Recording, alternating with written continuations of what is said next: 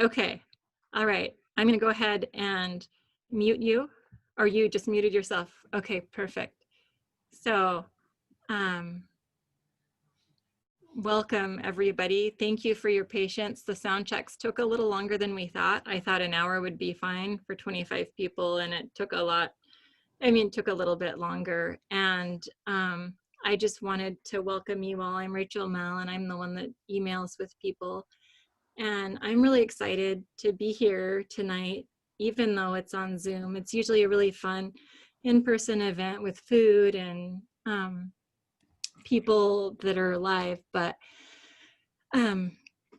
anyway, it's the 15th annual award ceremony. We've never done one like this before. And I'd like to thank Jay Nahani on the committee and Claire McElroy Chesson from Village Books, because they really helped me a lot in moving forward doing this online. And it might be redundant, but you're all muted. Please stay muted unless you're reading. We will call your name. The list of readers is in the chat if you're wondering where you're reading. And in the corner, you can do speaker view or gallery view. Speaker view, it's in the right-hand corner. You can see just the person talking. Gallery view, you can see everybody, and it's up to you which one you want to do. And we are an all-volunteer committee that put this on, and we do this every year. If you're working on poems now, we take poems every year in March, and we'd love to see your poem again. If you're just a guest and you wrote a poem and you're not reading, please send us your poem. And financially, the way we raise money is we sell books of the poems, little chapbooks, and you can buy one shipped for $7, and you can Venmo us the money or write a check, and that information is also in the chat, and it will also be on an email we will send you after. And our former committee member, award winner, and local Anderson and workshop Writing Men and Divine. It'll be on Zoom Saturday, November 14th from 10 to 12. And the poetry department is our blog where we have all our information. And Judy Kleinberg runs it, and she does an amazing job. We're grateful.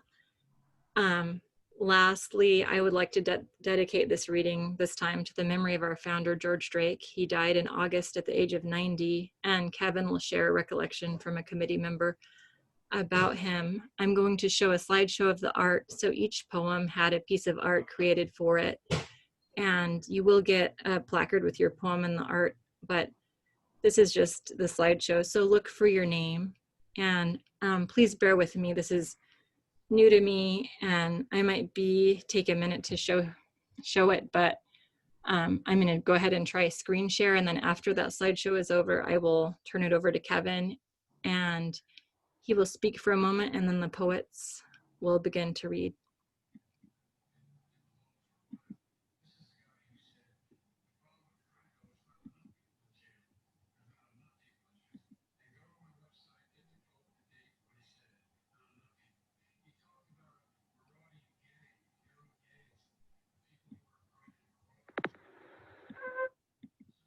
Is that working?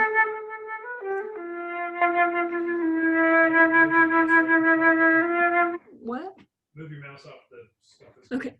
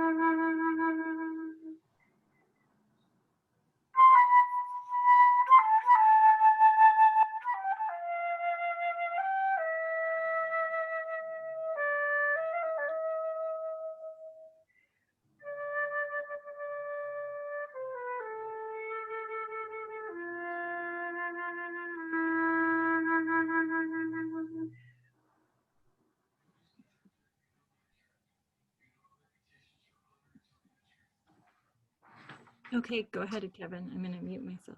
I would like to begin by acknowledging that we gather today, such as we are gathered, on the ancestral homelands of the Coast Salish peoples who have lived in the Salish Sea Basin throughout the San Juan Islands and the North Cascades watershed from time immemorial. Please join me in expressing our deepest respect and gratitude for our Indigenous neighbors, the Lummi Nation and Nooksack tribe, for their enduring care and protection of our shared lands and waterways. Okay, well, welcome everybody. And that slideshow was beautiful. That's a feature that we have not enjoyed in the past. So, you know, the adversity that we have to deal with is the mother of invention and inspiration. So that's a beautiful thing. George Drake is not with us. He started this contest and this you know, a community observance of poetry 15 years ago.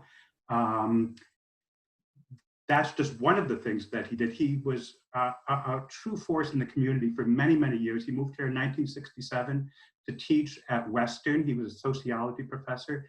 He started not only this contest, but Big Rock Garden Nursery, was the driving force behind many kind of community connection outreach programs, both among our community and with distant communities. And I'd like to read now a kind of a memory from Sue Erickson, who was there, one of the first people to work with committee. It's here, but I'm going to read what she wrote. I worked with George on organizing the first Boynton Poetry Contest in 2006. He approached a group of poets, myself included, with his idea, and our first meeting was late in February. He was convinced that we could put together contest guidelines, promote them, choose contest winners, and put on an award ceremony by June. Frankly, I thought the schedule was impossible and a bit crazy, but George's can-do spirit was such that I decided to go along with his idea. I was amazed that the contest was a reality and success in a little over 3 months since the idea was launched. Another quality of George Drake was that he came up with a unique approach to the contest. He wanted young people and adults to be considered together. This decision was based on the idea of strengthening multi-generational contacts in the community. This approach means that at the award ceremony, we have honored winners who range in age from 4 or 5 to winners in their 80s or 90s. So the generations are brought together, which is a fairly unique event these days. Thank you, George Drake, and we miss him. I also want to read, yeah, you can applaud even if you're muted, you know, and wave your hands and snap fingers, whatever seems appropriate.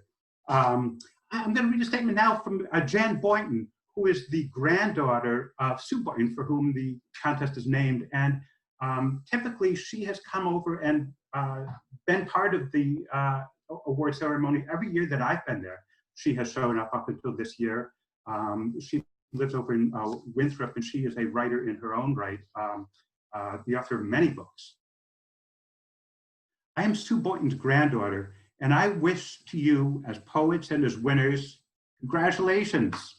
I also want to pay tribute to George Drake, the founder of the Sue Boynton Poetry Foundation. He was a wonderful man, a mover and a shaker extraordinaire. He came into my grandmother's life and recognized something special, and she came into his life recognizing the same important connection that changed history. You're here tonight because of that connection. You're being honored because your gift of poetry deserves recognition. Grandma came to New Whatcom in 1906 with her husband, Solon Boynton, who had already set up his medical practice. She forged her own path and made a difference in the town we now call Bellingham. She wrote poetry from her heart, and the winners will be gifted with her book. She didn't know that her gift would be carried on, just as you don't know how your gift will be carried on into the future. I'm sorry I can't meet you in person tonight, but in this time of COVID hibernation got the last word.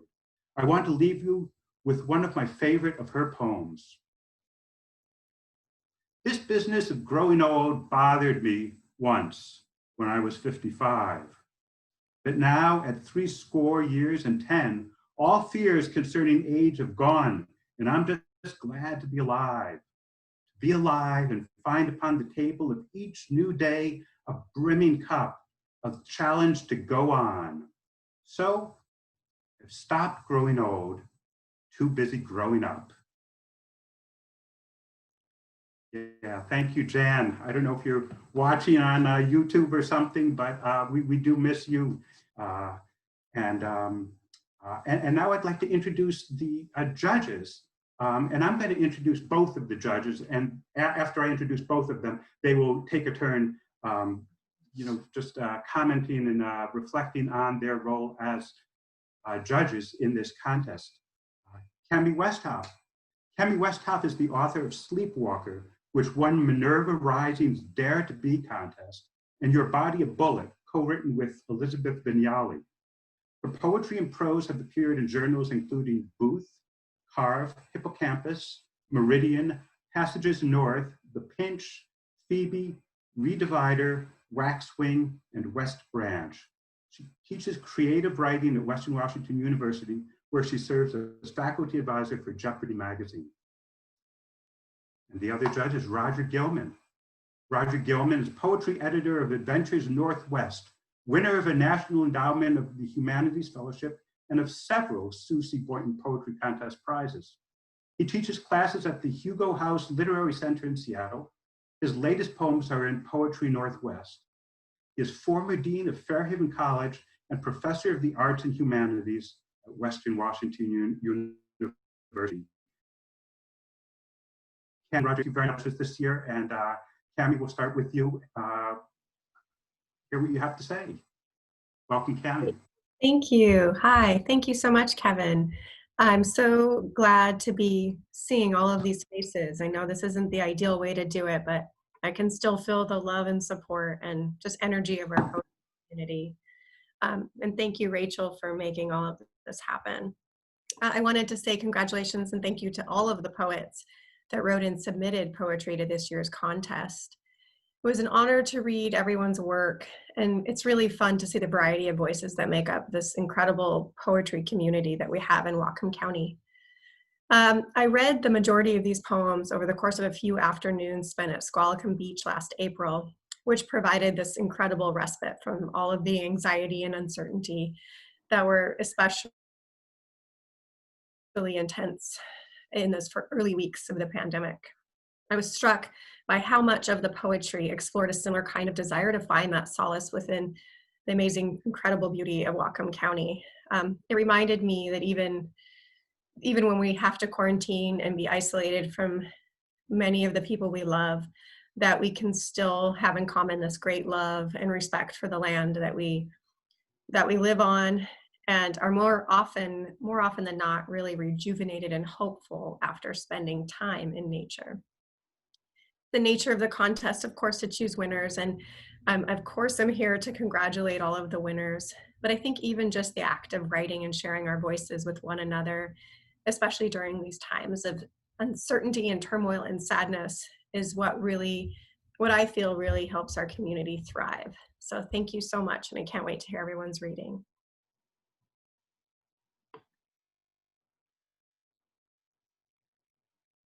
Am I unmuted now?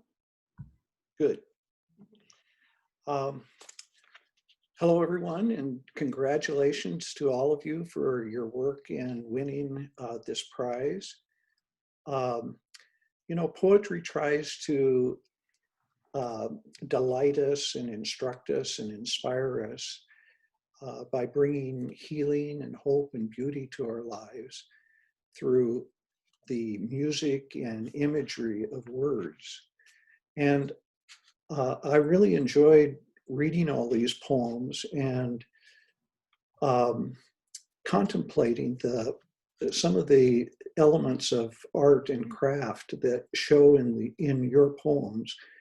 And I thought the best way to honor you as poets is I quickly picked 25 lines out of your poems, one from each poet and poem, that I think, demonstrate that imagery and that music, that care and carefulness that has gone into your work.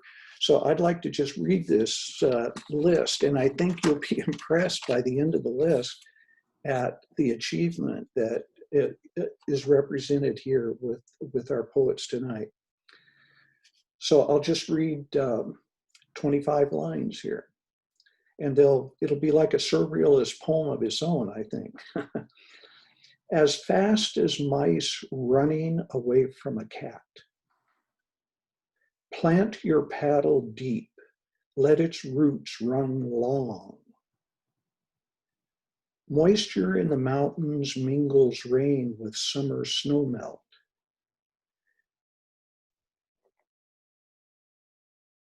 Streams chatter downhill, cold and clear.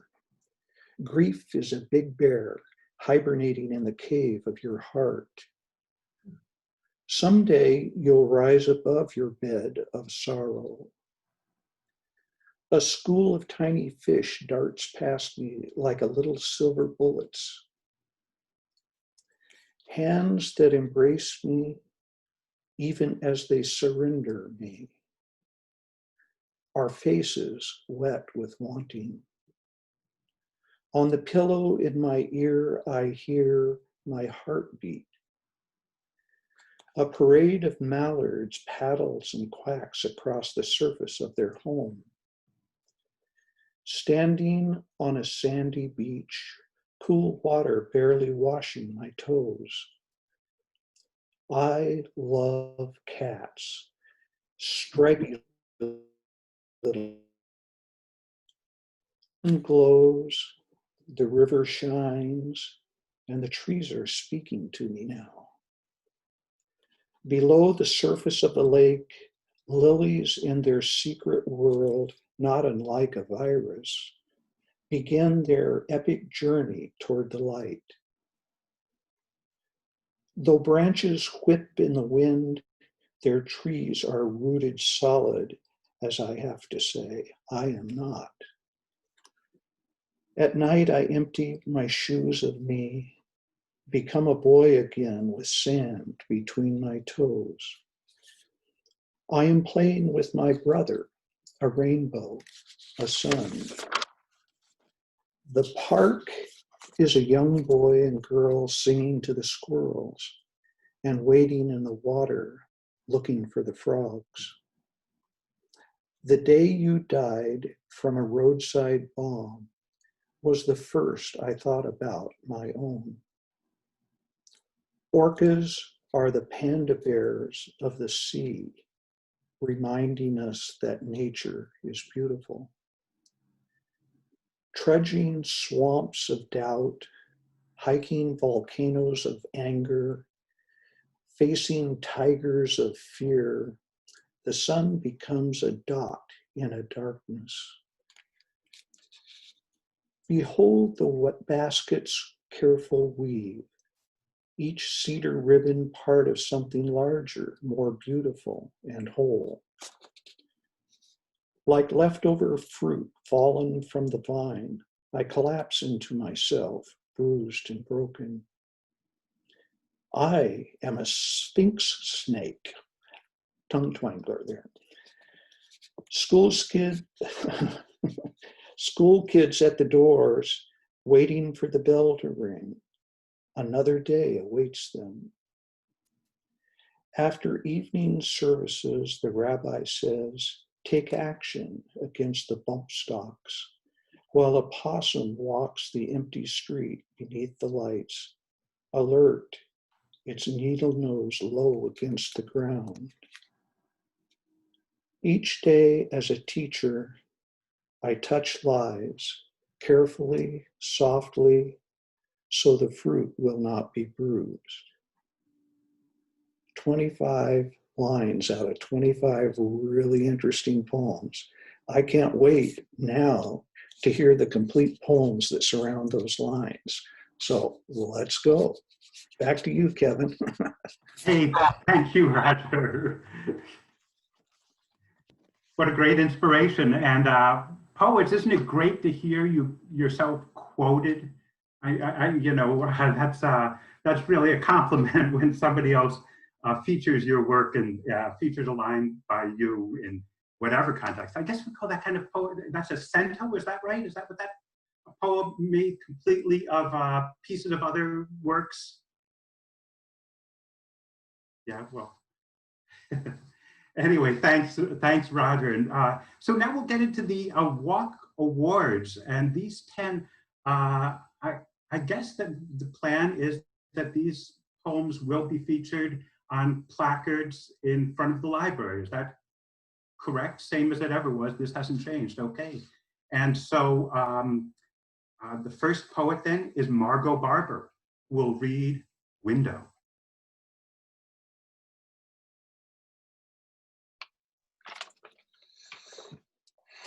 Window. I look out the window. It's cold and stormy. I remember the sunny days in May, but now it's cold in the air like the ocean. I ask Mom if I can call Lenora to come over to look at the rain outside. She says that it will be in an hour. So I wait for an hour. Finally, she comes. We put on our raincoats and rain boots and go out in the rain as fast as mice running away from a cat. Margot, that was great reading, great poem, and you really read it well. Thank you so much. And we will move now to, let's have another hand for Margot, huh? So now we'll move on to Robert Beck, who will read Toya Me Te Waka. Let's do, Daddy. Yeah, you wanna? He was talking about you. Okay, this is Toya Mai Te Waka. Should I give some context or just on the title, I guess? Sure. Cool. So the title is Maori. It means to pull the canoe. It's a Polynesian language from New Zealand.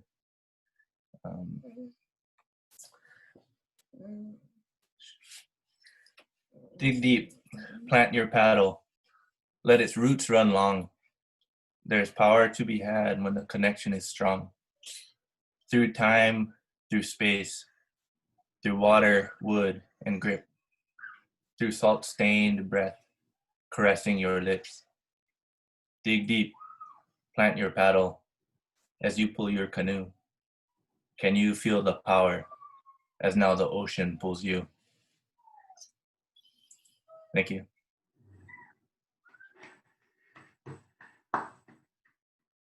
Thank you, Robert. Okay, next up we have Eugene S. Fairbanks reading Northwest Rivers. Gentlemen, and this first question Hello. Northwest Rivers, Kaikomish, Tehikan, Noqualmie, Wainuchi, Palouse, Okanagan, Queets, Klickitat, Kootenay, Nooksack, Sauk, Skookumchuck, Quileute, Skagit, gather moisture in the mountains, mingle rain with summer snowmelt, fed by streams that trickle downward, cold and clear the waters chatter, cascade down through twisting canyons, scour massive granite boulders, plunge themselves from rocky ledges, leap and roar like raging beasts, wend their way past peaks and ridges, tumble through the wooded foothills, fly vast stands of fir and hemlock, nourish wetlands at their margins, drain broad fertile inland valleys, spread high water over lowlands, seek out bays and estuaries, cycle rainfall to the ocean.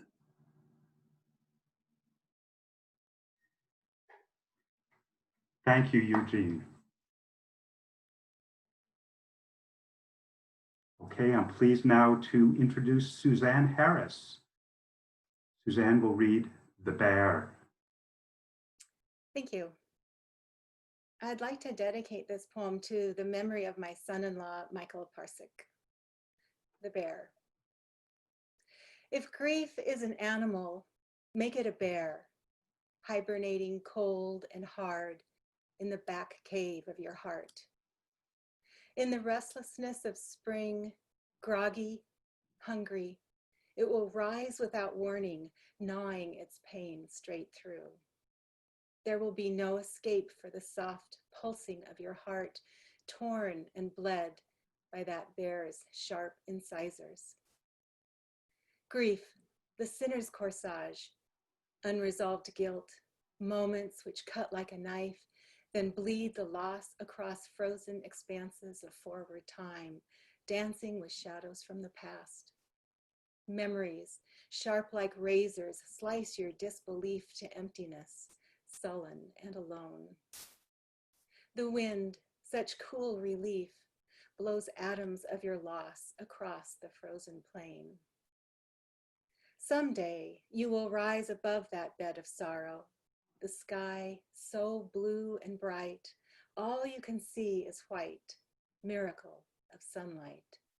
That bear, sated in the warmth, will sit amongst ripe berries on high hills, at peace, at one, at last. Thank you. Yeah. Thank you, Suzanne.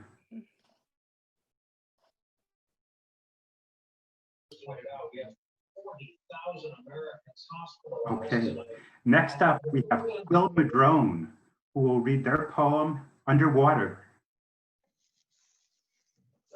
Can I just say somebody's got a TV on in the background or something to mute or?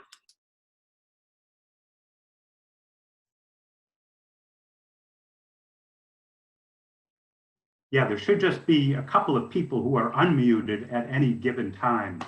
But thank you, Roger. Yeah. So Quill Madrone, Underwater. Alone, the middle of the ocean, wide and scary. The calm blue surrounds me. My iridescent tail flashes and circles underwater. I have nothing to worry about. I dive under.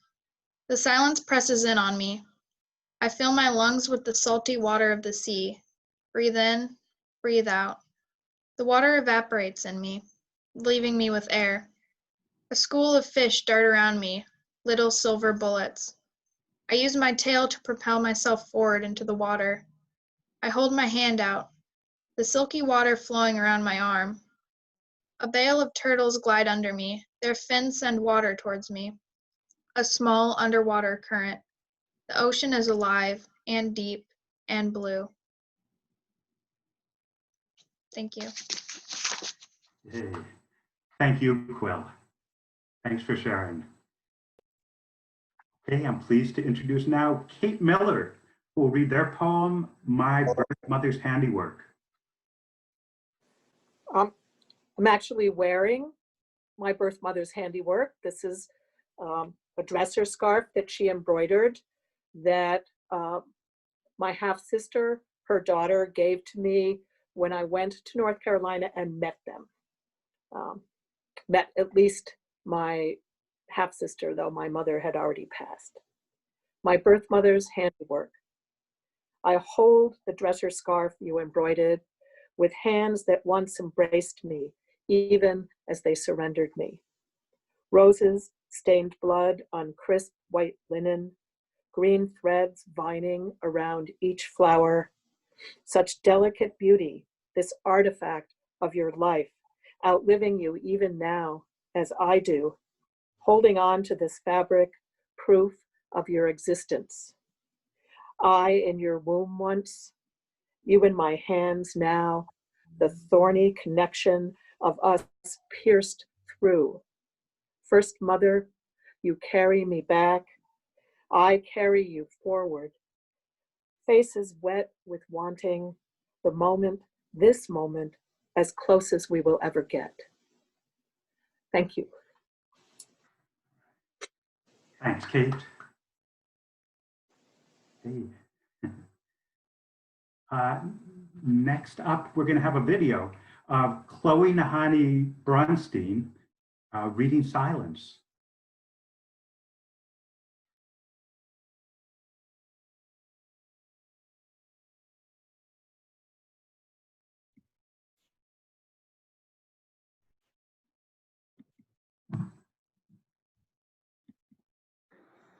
On the pillow in my ear, I can hear my heartbeat.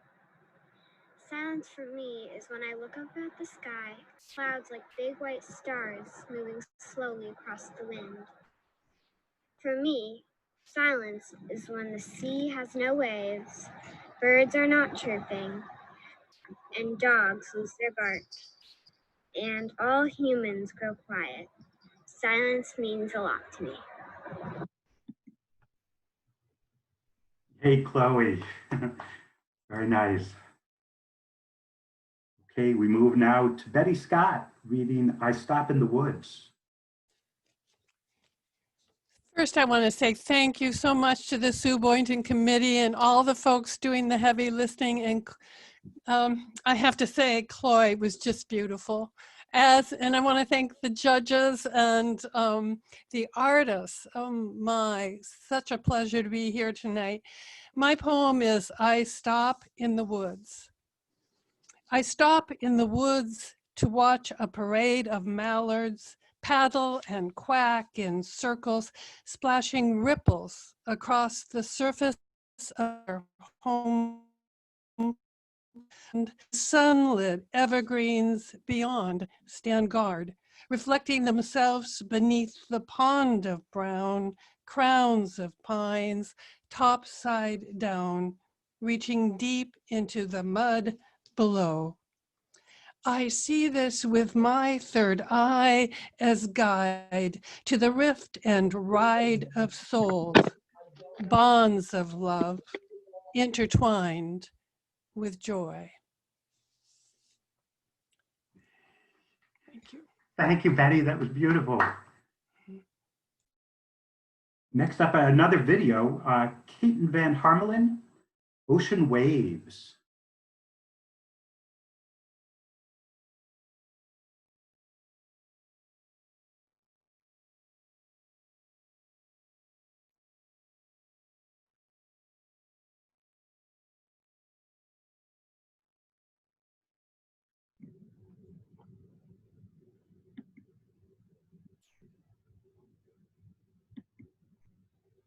This is my poem, Ocean Waves. I'm standing on the beach of the ocean, the cool water reaching out, just barely washing my toes. The hot sun is warming my back. The damp sand is cooling my feet. I feel deliciously calm. The sparkling waves are calling to me, but I don't go. The water is dancing at my feet, daring me to chase them as they retreat back to the ocean.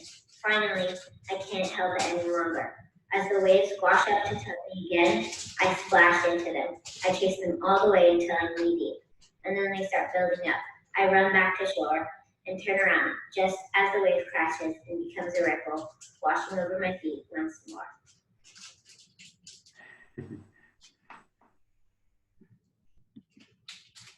Nice, thank you. And the last one of the Walk Award winners is Haley Van Ness, who will read Cats, Cats. Cats, cats, I love cats. Cats are mine. Cats, I love cats. Cats are stripy.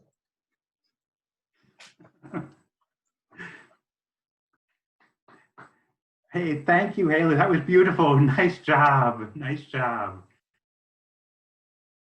Yeah. Okay. That was a quick one, huh? So now we go to the Merit Award winners, and the Merit Award winning poems are featured, is this true, still on the buses around in Whatcom County? Is that still a thing? I'm not Sure. We're looking for places to hang them. If anybody has a place, the libraries are usually in the libraries and buses, but the libraries are closed and the buses are only for essential rides. So we're working on that. Okay, a work in progress, like everything. So the first Merit Award winner who we're going to hear from is Mayakoda Bauman, reading In the Forest.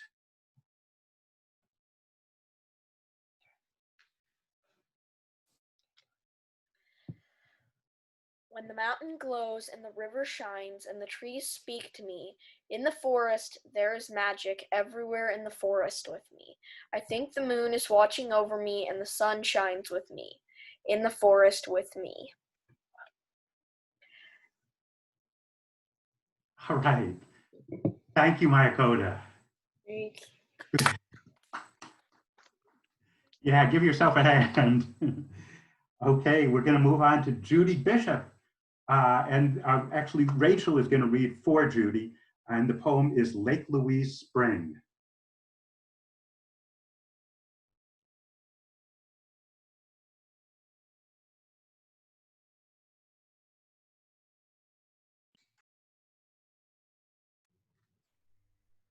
All right.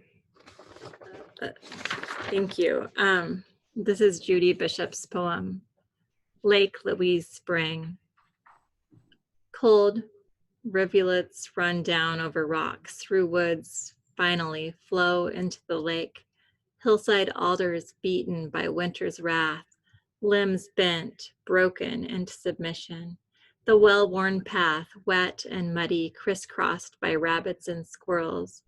Robins, hardy spring harbingers, hop, stop, cock their heads. Red-winged blackbirds cling to cattails, cry, divert attention.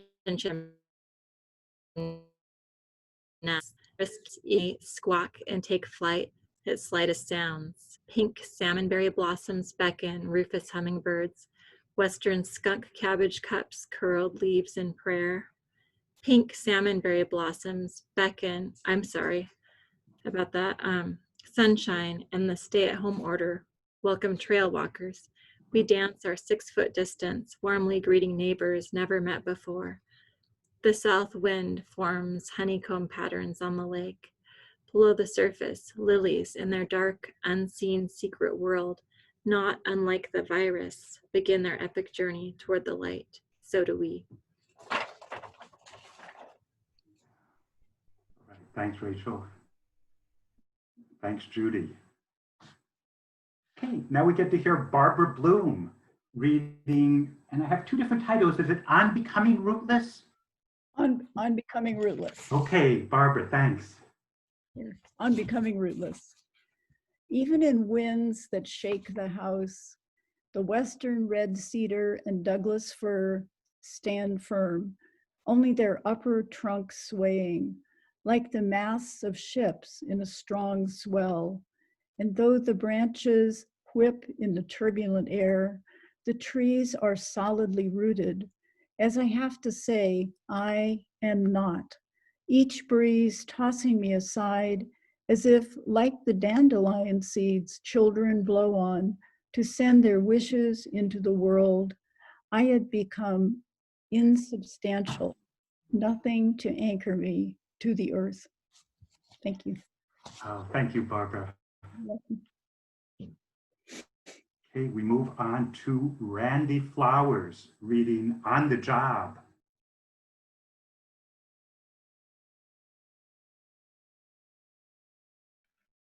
So I'll unmute myself. On the Job, kind of wrote this as a poem about being young again, and yet always keeping that child inside of me. There was a time when I wore high-top kits, dirty, filled with my feet and the beach. Now my shoes are polished, stylish, but they still get dirty. I go home at night, empty my shoes of me, become a boy again, as I look for sand between my toes.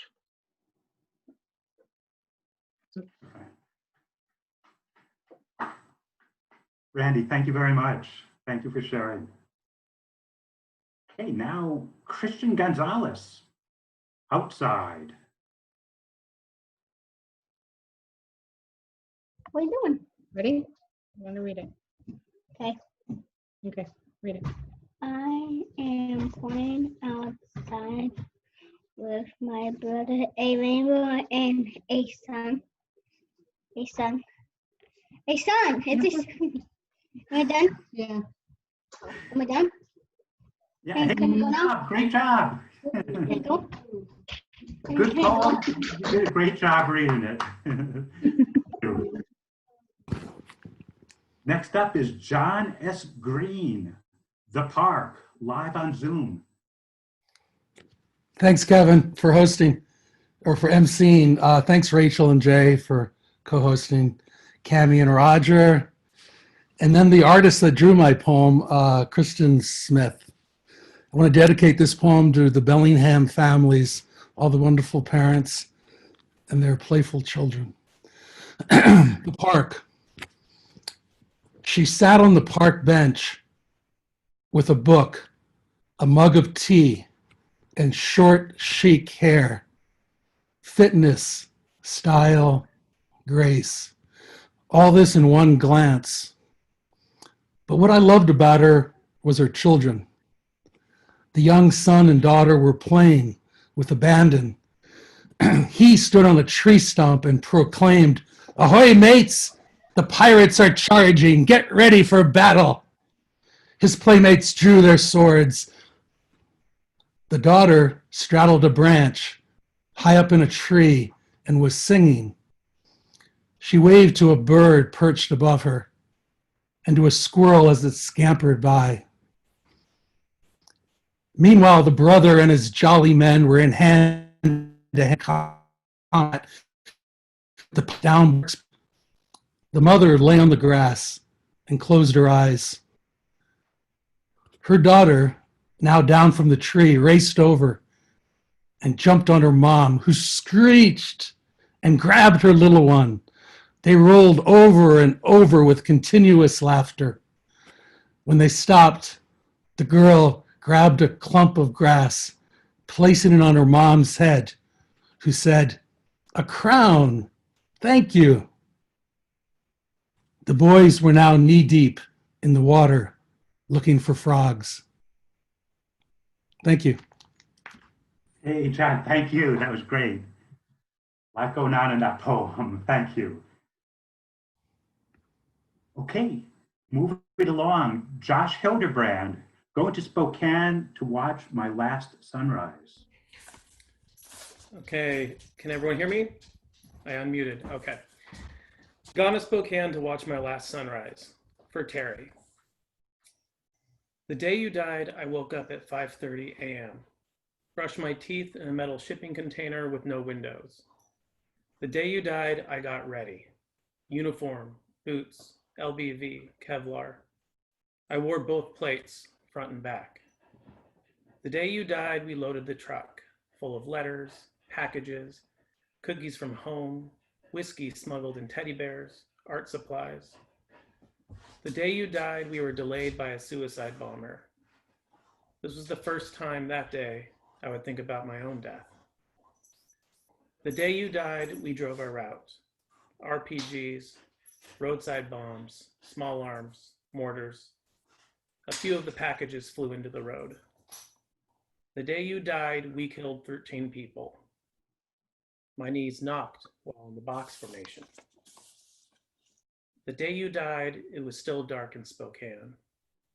In Iraq, the sun was working over my face.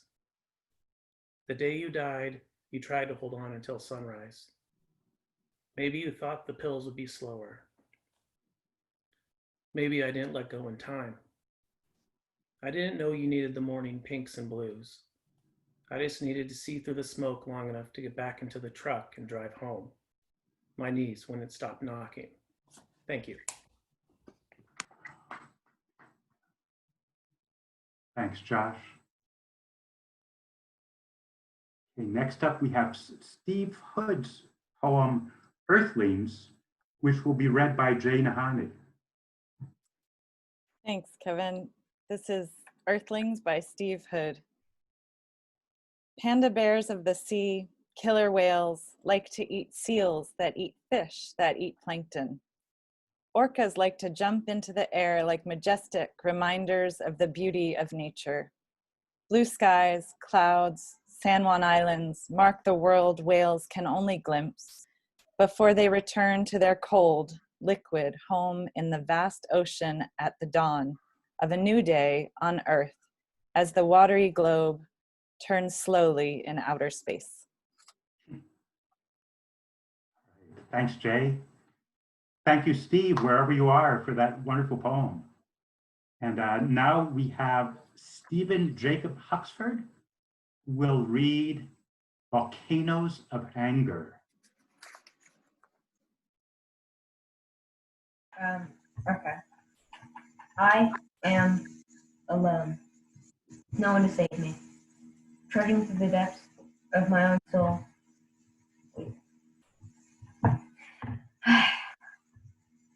Sorry. Can I have 1 second? Sure.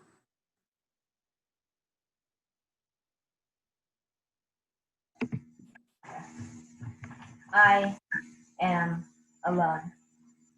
Walking through the depths of my own soul, trudging through swamps of mishaps, and hiking volcanoes of my own anger, facing lions and tigers of fear, and seeing my happiness in the sun. But the sun is so far away, and it's just a dot. The dot of everyone's happiness. Shrouded by darkness, anger, and fear. This all leads to death. The death of you and me, the death of others, and the death of the earth. Thank you. Stephen, wow. Good job. Okay, now we get to hear Penelope Keep, the basket weaver. Hi, and thank you, everyone. Here's my poem. Behold the basket. Gaze upon the careful weave. Each piece of cedar bark, cut. Each wick-like willow strand maneuvered into its own. The next no different, not the same. Between the folds, each resource glints, giving itself up, being taken in by the calloused hands who remember that each tall tree, each abandoned ribbon of sap, creates a bigger, a better, a more beautiful whole. And the whole just there, is it also beautiful? The frustration, the imperfection, the dropped stitch. Machines could gloss over each one without care. No thought, no need for a furrowed brow that beads the racing mind of the man who sits, surrounded by his own creation, upon the garden he harvests from. Thank you.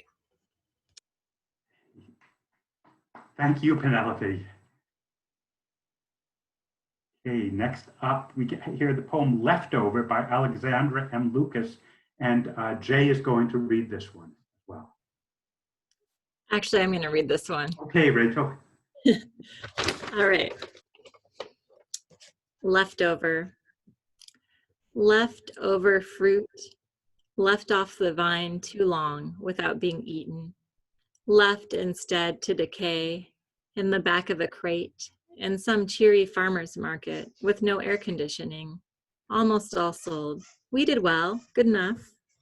Now I must do the proper thing, collapse into myself on the bruises and patches of skin that have lost their softness, fade from view, so the ones approaching ripeness won't be afraid.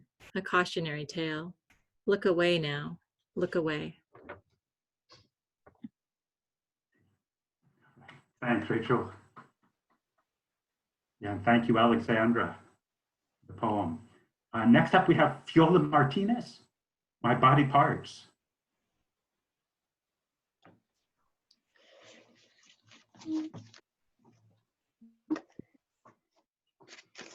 my body parts. I have a head. I have a body. On my legs, I have a pair of paws to walk. I have a tail on my butt. I have a pair of wings to fly. I am a Sphinx lynx. Sphinx snake, sorry. A Sphinx lynx. A Sphinx lynx. Right. Thank you, Fiola. Okay, and next up is Georgiana Vignale, Spring Walk. Okay. Spring walk. The morning sun is out, walking with friends to school. Birds tucked in the trees sing, flowers sprout from sidewalk cracks. Tomatoes and carrots and peas grow from the yards of old ladies. Dogs tied up bark, bark, bark as we pass. A little boy waves as we walk by, his face pressed up against the cold glass. The grass glistens with dew, making our shoes and socks wet. Up ahead is the school. Kids, some yelling and others half asleep, wait at the doors for the bell to ring. Another day awaits. Thank you. Right. Thank you, Georgiana. Okay, we get now to hear Richard Whitaker reading The Possum on Irving Street.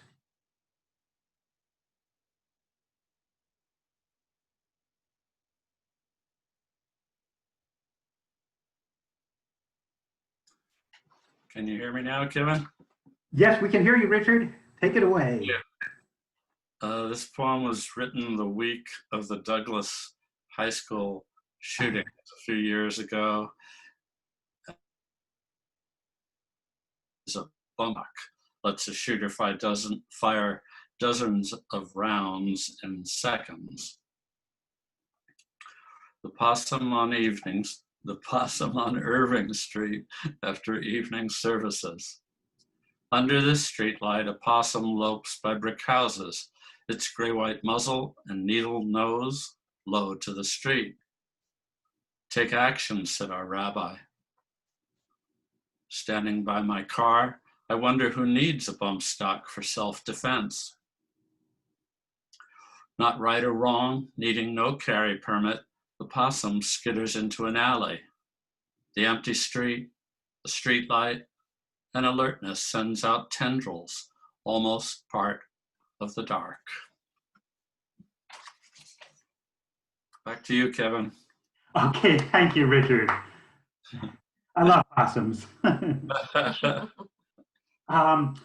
this brings us to the last reader of the evening, J.L. Wright, Merits. Thank you. This is for my students at Whatcom Middle School. Merits. Each day as a teacher, I touch lives.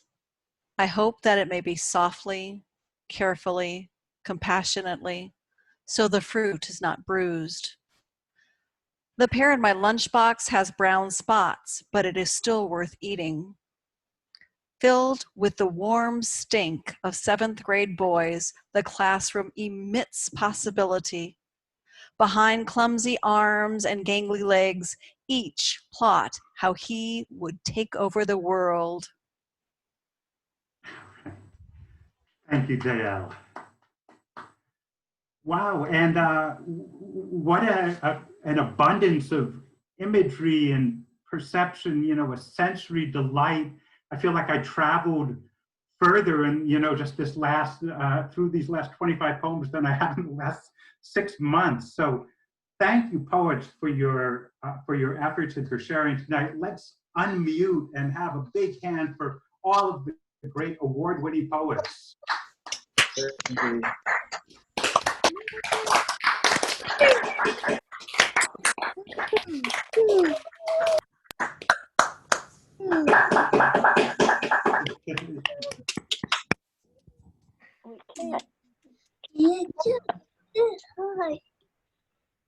And so I think we have a slideshow, an additional slideshow of the, you know, the illustrations for the winning poems.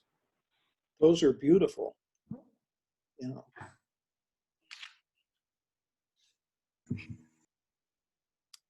Somebody keeps muting me. Okay, sorry.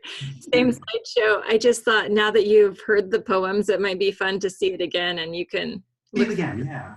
Okay, I will play that again.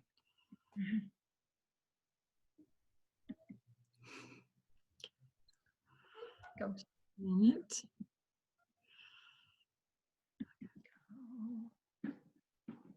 They're going to do the slideshow again, Dennis. I want to see her name on here now this time. Will everyone go ahead and mute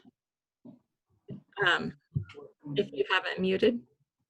Oh, here, come on. This is just going again. Where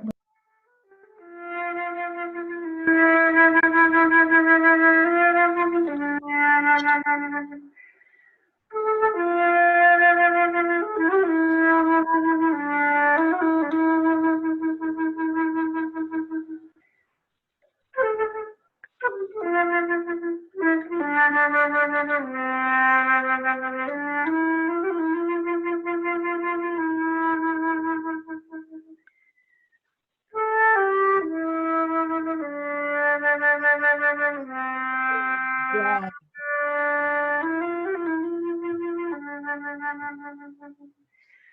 Well, they're playing music. Okay.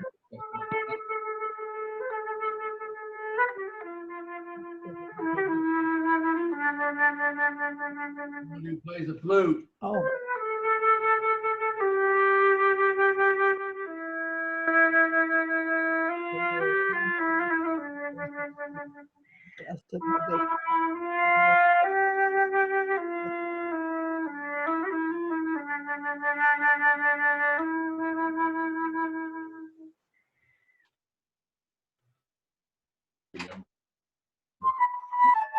Oh yeah, I do remember. Light turns on. You know it's almost 9 o'clock.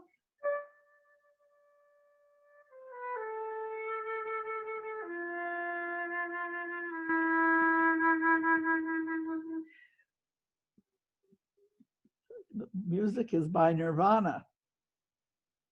Yeah, but who played it? I'm just going to go ahead and mute everyone and just thank you. And I heard the question of Nirvana Guernsey actually did that flute. She's a local Bellingham flautist who contributed that original work. Thank you so much for the slideshow, Rachel. And I'm going to go ahead and mute everyone and unmute yourself, Rachel.